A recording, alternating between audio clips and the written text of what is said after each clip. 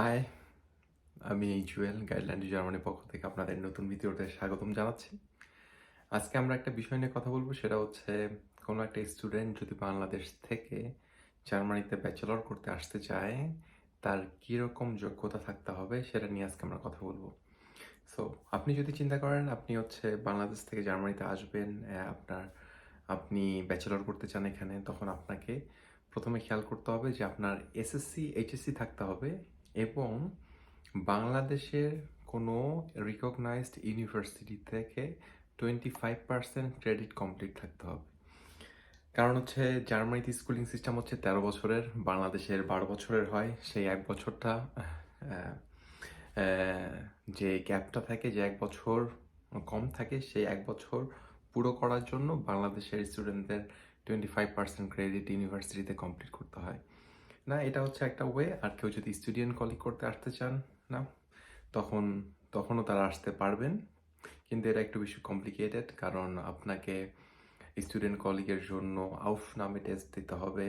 না, আউফনামে টেস্ট দেওয়ার আগে আপনার মিনিমাম V1 লাগবে। এরপরে আপনি যখন টেস্ট দিয়ে পাশ করবেন, পাশ করার পরে আপনি স্টুডেন্ট কলিগ শুরু করতে পারবেন। স্টুডেন্ট কলিগ আবার 3 ধরনের কোর্স আছে। একটা ভে কোর্স, এম কোর্স, টে কোর্স। না, ভে কোর্স মানে যারা বিজনেসে পড়তে চান, এম কোর্স যারা মেডিকেলে পড়তে চান, মেডিসিন পড়তে চান, আর টে কোর্স যারা টেকনিক্যাল সাবজেক্টে পড়তে চান তাদের জন্য। ওইদিকে না যাই, আমরা শুধু থাকি যে বাংলাদেশে 25% কমপ্লিট করে আপনি যদি এখানে আসতে চান তাহলে কি করতে হবে। সো প্রথমত আপনাকে এমন একটা সাবজেক্টে পড়তে হবে যে সাবজেক্টটা এখানকার যে সাবজেক্টে পড়তে চাবে সেটার সাথে রিলেটেড থাকে। আর একটা জিনিস খেয়াল রাখতে হবে, জার্মানিতে আনাবিন নামে একটা ওয়েবসাইট আছে, একটা ডাটা ব্যাংক আছে। সেই ডাটা ব্যাংকে যেন আপনার ইউনিভার্সিটিটা থাকে সেটা খেয়াল রাখতে হবে, তাহলে সেটা হবে রিকগনাইজ ইউনিভার্সিটি জার্মান স্ট্যান্ডার্ডে। এরপরে আপনি যদি জার্মান মিডিয়ামে পড়তে চান, আপনার C1 করতে হবে, কিংবা টেলক অথবা DHH2 পাইতে হবে। অথবা আপনি যদি এখন চিন্তা করেন না আমি জার্মান মিডিয়ামে পড়বো না, আপনি ইংলিশ মিডিয়ামে পড়তে চান, তাহলে আপনাকে অবশ্যই আইএলস অথবা টোফেল দিতে হবে। আইএলস 6.5 এর উপরে থাকলে, যেটা স্ট্যান্ডার্ড বলা হয়। সো এগুলো রিকোয়ারমেন্টস। সো আপনি যদি বাংলাদেশ থেকে এখানে আসতে চান, বেশি কিছু করতে হবে না।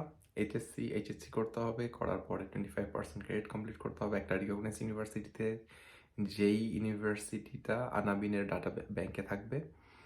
এরপরে আপনি আইএলস কিংবা টোফেল করে ইংলিশ ভার্সনে এখানে পড়তে পারবেন, অথবা যদি জার্মান ভার্সনে পড়তে চান তখন আপনাকে জার্মানের গ্রেট ইনস্টিটিউটের C1 সার্টিফিকেট অথবা টেলক, অথবা আপনাকে টেস্ট স্টাফ অথবা DHH দিয়ে এখানে আপনি অ্যাডমিশন নিতে পারবেন। এটাই ছিল একটা শর্ট ভিডিও, শর্ট ইনফরমেশন এবং কম্প্যাক্ট ইনফরমেশন আপনার কী লাগবে।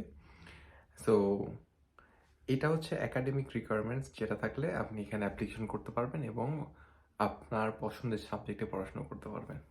ধন্যবাদ এই ভিডিওর সাথে থাকার জন্য। আল্লাহ হাফেজ।